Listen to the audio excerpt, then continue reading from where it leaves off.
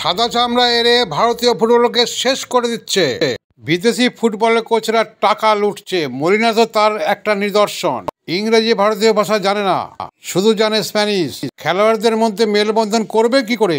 ভারত বরাবরই সাদাসিধে, তাই 7 কোটি টাকা 8 কোটি টাকা বিদেশি কোচরা লুটে নিয়ে যাচ্ছে রীতিমতন। এইভাবেই সাংবাদিক সম্মেলনে কিংবদন্তি খেলোয়াড় তথা বর্তমানে সাংসদ হাওড়ার প্রসূন বন্দ্যোপাধ্যায় সিঙ্গুর মেলাতে সাংবাদিক সম্মেলনে একথা বলেন। শুধু তাই নয়, তিনি বলেন এক সাংস্কৃতিক ব্যাপার নিয়ে সাংবাদিকদের এক প্রশ্নের উত্তরে বিরোধীদের এক হাত নেন।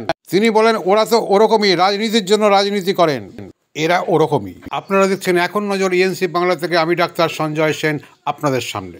22 জানুয়ারি মন্ত্রী বেচারাম মান্নার উদ্যোগে সিঙ্গুরে আরেকটি পর্যটক কেন্দ্রের মতন মেলা। সেখানেই সাংসদ প্রসূন বন্দ্যোপাধ্যায় সাংবাদিকদের মুখোমুখিতে তিনি কি বলছেন শুনুন। সাংস্কৃতিক অনুষ্ঠান এই মেলা প্লাস অপসংস্কৃতির পাশাপাশি যে বিরোধী বিভিন্ন নেতারা যে মিডিয়ার কাছে বা আপনাদের কাছে যে তৃণমূল দল বা শাসক মেলা নিয়ে ব্যস্ত, শিল্পীদের কি অপমান করা হচ্ছে না? আমি বলি, যেমন আমি বলছি, এটা কিন্তু ওরা পারে না বলে তা, ওরা গল্প করে, চিৎকার করে, টিভি দেখে না পায়, কিন্তু এই সুন্দর পরিবেশ, এটা তো বাংলা, পশ্চিমবঙ্গ, এটা অন্য ব্যাপার।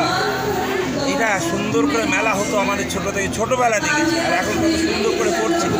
এবং বিশেষ করে আমার মনে হয়, আমি ছোটো করছি না, কোনো সময় খারাপ কথা বলছি না, মানুষ কিন্তু, আর বিশেষ করে না আপনাদের এই অঞ্চলটা ভীষণ ভীষণ ভালো। আপনি বলবেন প্রচুর মোহনবাগান সাপোর্টার বলে, তাই কি তাই, মানুষগুলো শক্তভাবে রয়েছে, টিম চলছে, ভালো চলছে। এবং কি বলবো, এই যে মিনিস্টার দুর্দান্ত ছিল, কী কষ্ট করে বড় হয়েছে, তার গিন্নির সঙ্গে রয়েছে, সব দেখিয়ে দিল কী করতে পারে। কালকে আমি ওখানে ছিলাম, আমি অভিভূত হয়ে গেলাম, আমাকে নিমন্ত্রণ করেছিল। আমি এত মানুষ তাড়াতাড়ি ঠিক 1 ঘন্টার মধ্যে, এইটা ওর মধ্যে ভীষণ ভালো। আর সব ছেলে নিজের জীবন দিয়ে চলে, নিজের মতো পড়ে, সন্তানা সেই দিদির সেই সময় লড়াই থেকে ওরা ছিল, সেই জন্যে আমার কাছে মনে হয় খুব সুন্দর। দাদা আইএসএল এ মোহনবাগানের পরপর 2খানা ম্যাচ ড্র, কি বলবেন? এটা বড়, হ্যাঁ, এটা একটু আমি রেগে গেছি যে দুটো একসাথে কী করবো। এই টিম যার সাথে খেলছে, কালকে চেন্নাই 10 নম্বরে আছে, হ্যাঁ, এবং আমরা আছি, কিন্তু 10 নম্বর থাকলেও বা তিনটা মানে কমপক্ষে তিনটে 6টা পয়েন্ট পেতাম।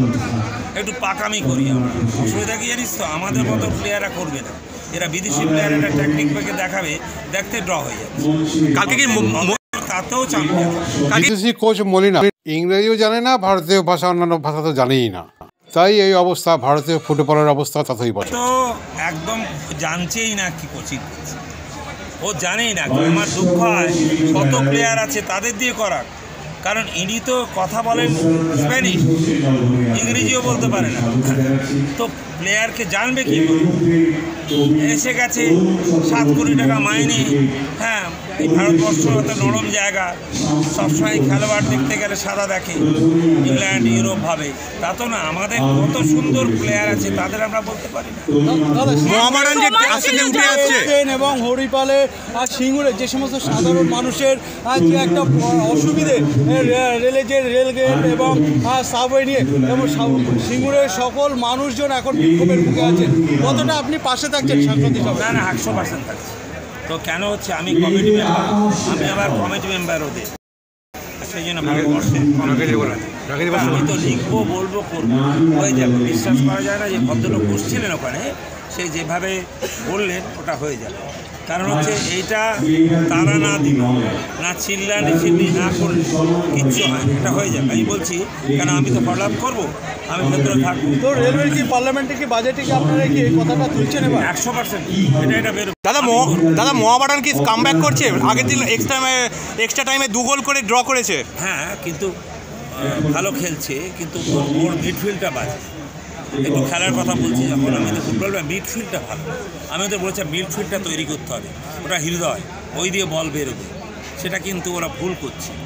ওরা কী করছে, ডিফেন্স প্লেয়ারকে মাথায় আবার যে রানিং করে প্লেয়ার খেলছে তাকে ওখানে বসিয়ে দিচ্ছে। একটু আমি ছোট করছি না, কিন্তু এরা একটু ভালো হলে না 1, 2, 3 হয়ে যেত। ইস্টবেঙ্গল বলে না, মোহনবাগান, ইস্টবেঙ্গল, মাবনা, এরা কী করছে, যা কোচ নিয়ে আসছে সেই কোচগুলো স্প্যানিশ কোচ। এরা ইংলিশ জানে না, এরা মানুষকে জানে না কি আছে ভারতবর্ষে। ভারতবর্ষের জায়গাটা তো অন্য, সেটা বোঝে না। এই জন্যই আমি বলছি একটা সময় ছিল যখন বাঙালিরা এই ইস্টবেঙ্গল, মোহনবাগান এই দলগুলো কাঁপাতো এবং কোচও ছিলেন বাঙালি। আজ কিন্তু বিদেশিরা এই জায়গাটা দখল করে নিচ্ছে, কি বলবে? বিদেশিরা করেনি, এটা আমাদের দুর্ভাগ্য। আমাদের ক্লাবের লোকরা ভাবছে সাদা গায়ে কেউ আসছে, কি আনন্দ, সেটা একটা থাকে। তো সেই জন্য আমার কথা হলো, আমি মোহনবাগানকে বারবার বলছি, কোচ তুমি না, হাবাস ভালো কোচ ছিল, যে চ্যাম্পিয়ন করছিল, হাবাসকে নিয়ে না। কেন তুমি এই কোচটা বুঝতে পারছে না, পড়াশোনা করতে পারছে না, বা খুব বেশি ইংলিশ বললে অনেকেই অসুবিধা পড়ছে। সেই জন্য এই জায়গায় আমি বলেছি, আমার যতটুকু মতো, আমি যেহেতু মোহনবাগানের সাথে যুক্ত, আমি বলেছি যে কোচ আবাস যদি চলে আসে না, দারুণ হবে, এটা আমি চাইছি। খেলার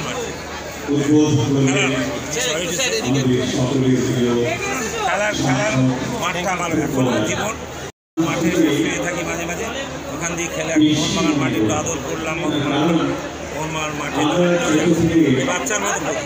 লোকে দেখে বলে কী না কী করছে, ভাই এ তো আমাকে বাঁচিয়েছে, 1 মাস জন্ম দিয়েছে আর প্রতিবন্ধী সম্মান দিয়েছে, সে